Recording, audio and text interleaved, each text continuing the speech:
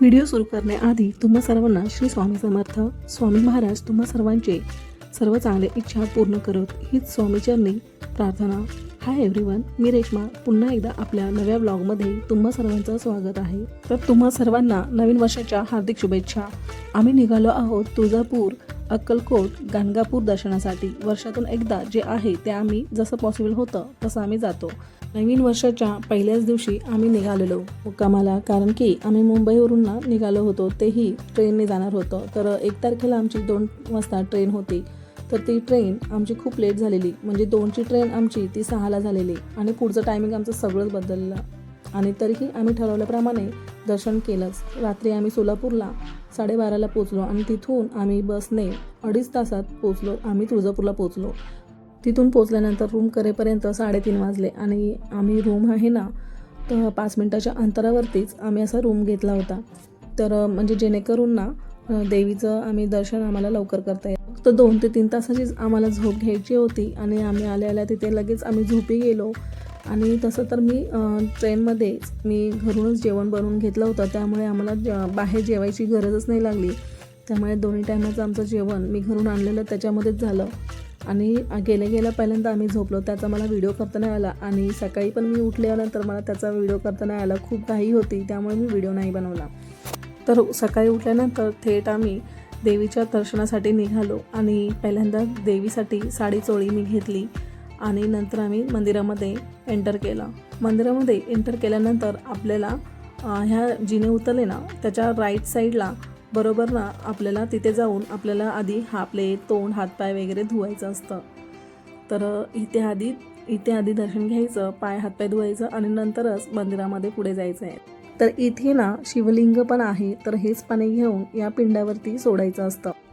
आता ह्यानंतर आपण मंदिरामध्ये जेव्हा प्रवेश करतो ना तेव्हा गणपती बाप्पांचं पहिलं दर्शन होतं. तर त्यांचं दर्शन आधी घ्यायचं आणि नंतरच आपण देवीच्या दर्शनासाठी आतमध्ये जायचं आहे. मंदिरामध्ये कॅमेरा अलाउ नाही, तर बाहेरचं मला जसं शक्य होईल तेवढं मी बाहेरचा परिसर आहे ना तो तेवढा मी कॅप्चर करण्याचा प्रयत्न केलेला आहे. तर बऱ्यापैकी लाईन होती आणि आम्हाला दर्शनासाठी 2 ते 2.5 तासात आम्ही मंदिरातून बाहेर निघालो. तर सकाळी आम्ही 7 वाजता गेलो होतो ना, तर 10 वाजता आम्ही बाहेर निघालो. तर तुळजापूर हे महाराष्ट्रातील प्रसिद्ध देवस्थान आहे आणि हे महाराष्ट्रातील देवीच्या 3.5 पीठापैकी आदिशक्तीचं मूळ स्थान आहे, हे सगळ्यांनाच माहिती असेल.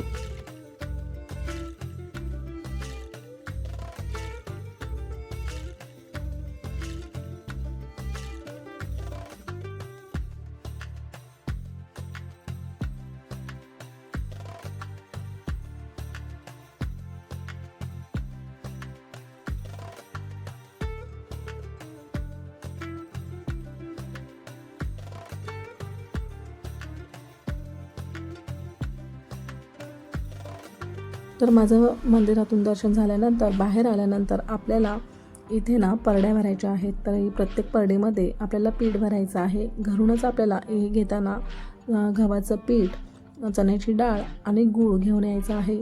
जशी तुमची इच्छा असेल तेवढ्या प्रमाणामध्ये आपण इथे घेऊन यायचं आहे. आणि ते तर तुम्ही बघत असाल बरेच जण इथे फोटो काढतायत, तर आम्ही पण थोडे इथे फोटो काढून घेतले.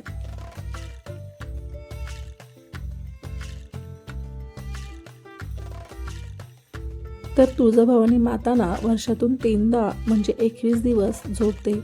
भाद्रपद कृष्ण अष्टमीपासून अमावस्यापर्यंत, आश्विन शुद्ध दशमीपासून अमावस्यापर्यंत, पौष प्रतिपदेपासून ते सप्तमीपर्यंत माता निद्रावस्थेत असते. म्हणजे बघा, आता पौष महिना हा चालू आहे आणि आता 7 तारखेला देवी उठणार.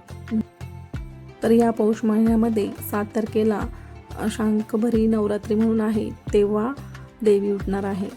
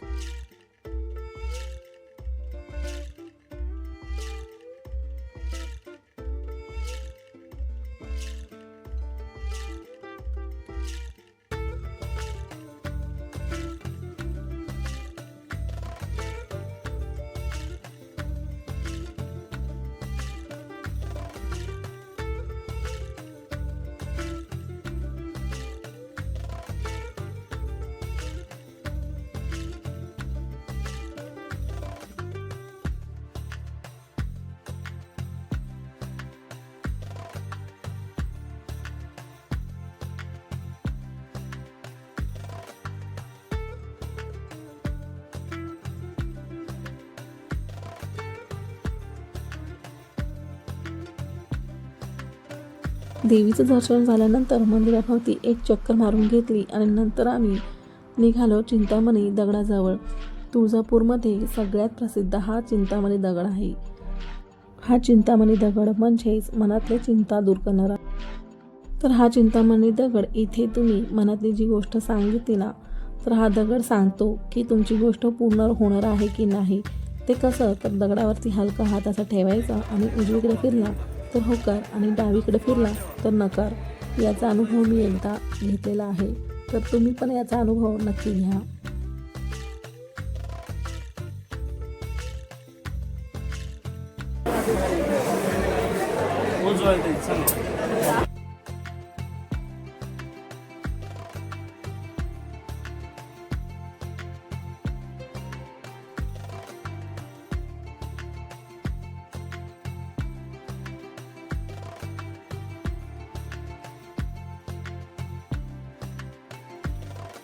त्यानंतर आम्ही ह्या पायऱ्या तुम्हाला दिसत आहे ना, तिथे आम्ही थोड्या वेळासाठी वरती बसलो होतो.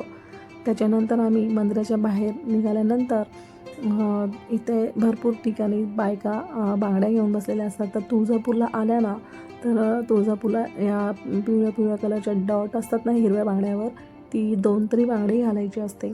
तर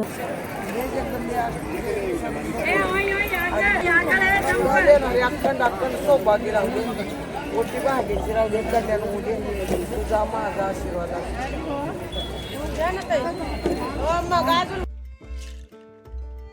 तर या बांगड्या ना मी आमच्या बिल्डिंगमधल्या बायकांसाठी वाण म्हणून देण्यासाठी पण घेतलेल्या आहेत.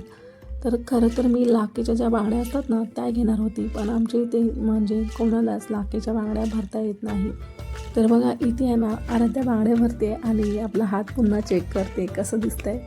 तर बघा लहान मुलांना पण खूप आवड असते ना अशा गोष्टींची. त्यानंतर आम्ही नाश्ता करायला गेलो. नाश्ता येईपर्यंत मी आणि आराध्याने पुन्हा फोटो काढून घेतले.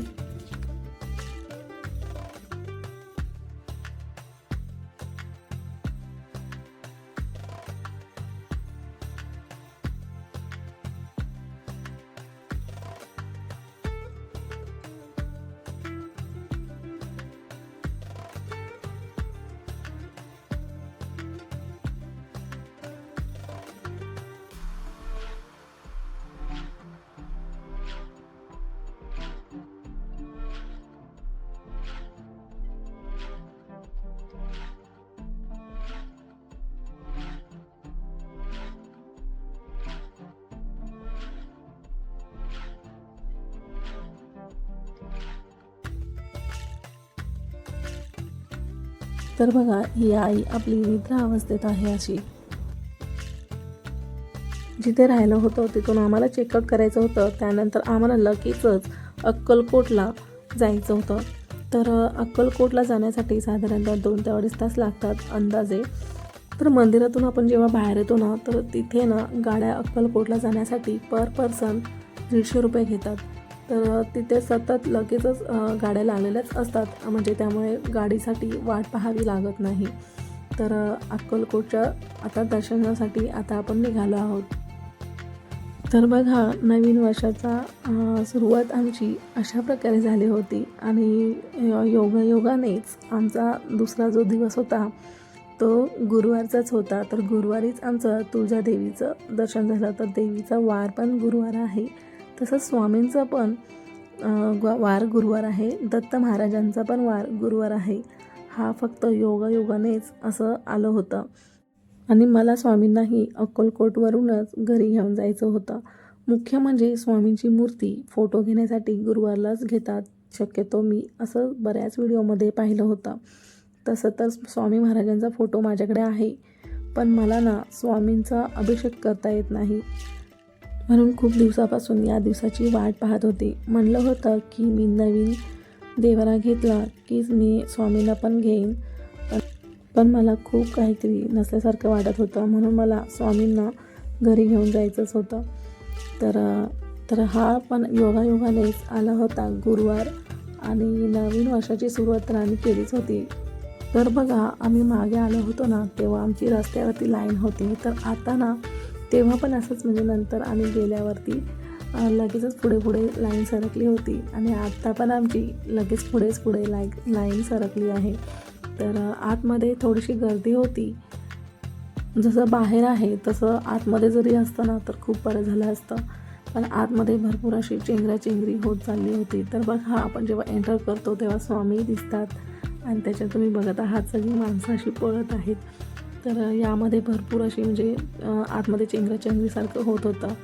तर बघा, मी म्हणजे टी व्हीमध्ये CCTVवर तुम्हाला जे दिसतं आहे ना ते मी दाखवण्याचा प्रयत्न केलेला आहे.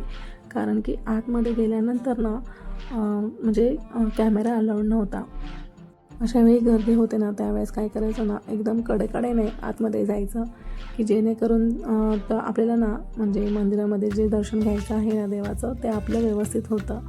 तर मी नेहमीच असं करते. थोडासा वेळ झाला तरी चालेल, पण असंच आपण गेलं ना तर व्यवस्थित आपल्याला देवाचं दर्शन घेता येतं.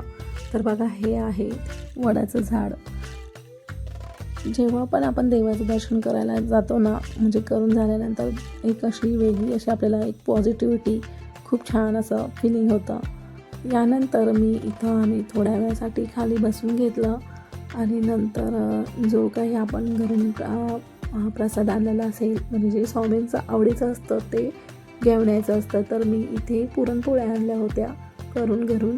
तर मी पुरणपोळ्या आराध्याने प्रत्येकाला एक एक घास असा प्रसाद म्हणून वाटून घेतला. तर असा प्रत्येकजण घरून काही ना काहीतरी आणतं आणि तिथे प्रसाद म्हणून असं वाटतात. थोड्या वेळासाठी आम्ही तिथे मंदिरामध्ये बसलो आणि बरेच जण तिथे माळ जप करत होते. कोणी स्वामी सारामृत पण करत होतं. म्हणजे आपण इथे आल्यावरती स्वामींच्या समोर आपण 11 माळीचा जप किंवा 1 माळीचा जप स्वामी समर्थांचा करू शकतो. तर असे बरेच जण करत होते. जशी ज्याची इच्छा आहे तसं प्रत्येकजण करत होतं. तर तुम्हाला व्हिडिओमध्ये पुढे मी दाखवते की बरेच जण असं म्हणजे माळी जप करत होते. कोणी स्वामी सारामृत वाचत होतं.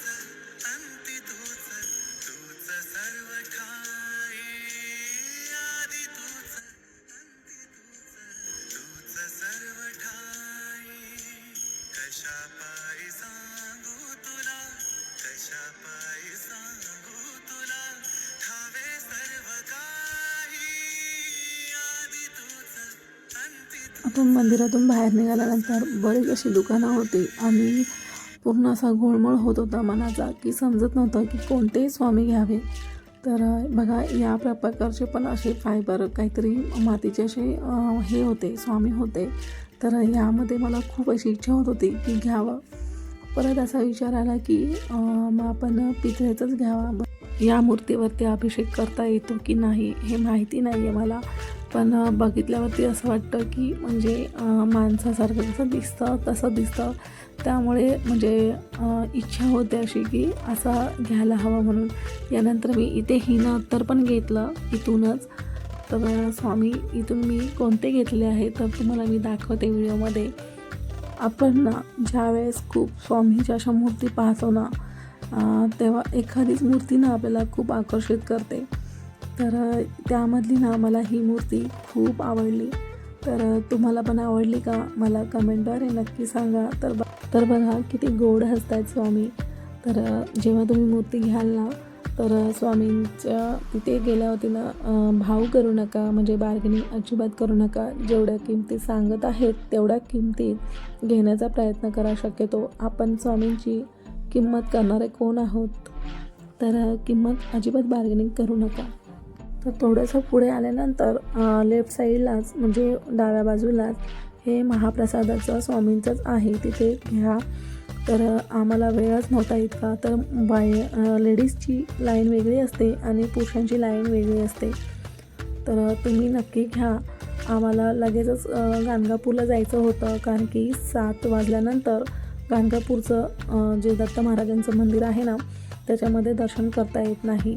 त्यामुळे आम्ही लगेचच गाणगापुरासाठी निघालो. तर गाणगापूरला जाण्याआधी संगमावरती आपले हातपाय वगैरे स्वच्छ धुवून नंतर आपल्याला मंदिरामध्ये जायचं आहे. तर हे अंतर थोडंसं लांब आहे. तर तिथे गाणगापूरमध्ये पोचल्यानंतर ऑटो मिळते, ते पण शेअरिंगच असते. तर प्रत्येक पर पर्सन 30 रुपये का 20 रुपये असं घेतात.